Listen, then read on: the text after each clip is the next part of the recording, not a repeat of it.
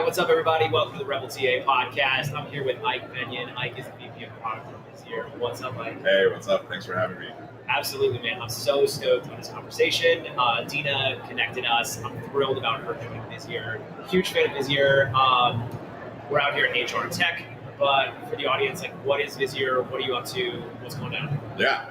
So Vizier has been best known as being a people analytics solution. So we're really good at taking messy data landscapes across not only HR, but work, getting it together into usable insights that are deliverable to your executives, frontline managers, people who don't necessarily have that really high data literacy, and make it easy for them to be able to figure out what to do as a result of that data.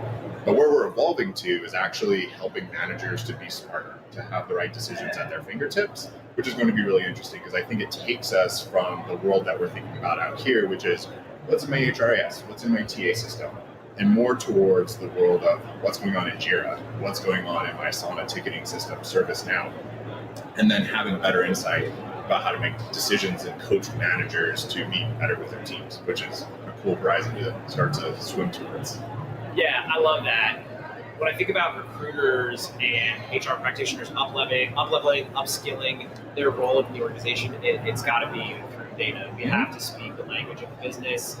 People analytics is evolving very quickly with machine learning and AI. There's a lot of new science, but there's also a lot of really good people analytics science right in front of us.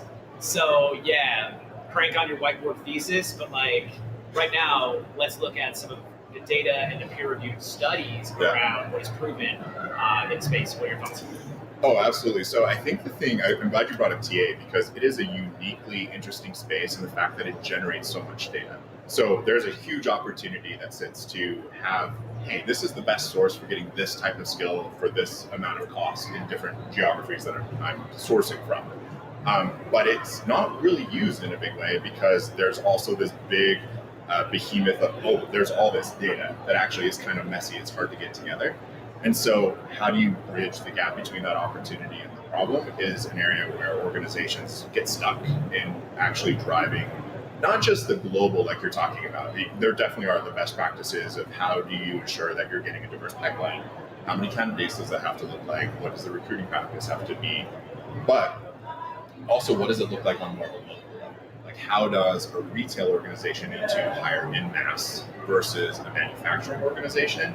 And I think that opportunity really comes from unlocking that challenge of you've got a massive data. It's just that issue that you need to resolve in order to really drive the right talent for an organization. When I think about people analytics as a function, they are working with trailing indicators. Mm-hmm. It often takes 6, 12, 18 months to really understand if that thesis is right. How do you think about the life cycle of a good data science team working on analytics? That's very true. That's one way of looking, and that's where a lot of people are when it comes to using data is training. So we finally have enough data to really establish a benchmark, a trend that's happening in my organization. But if you're thinking intelligently, so one thing that we do, for instance, with our customers is we get aggregation permissions. So we will tokenize the data to remove any of the PII or anything about a company or industry, and so that we can give benchmarks so that you also have the view of, actually, we're starting to predict that exit is trending out. So you should start to get your engine going in recruiting so you can proactively. We got it.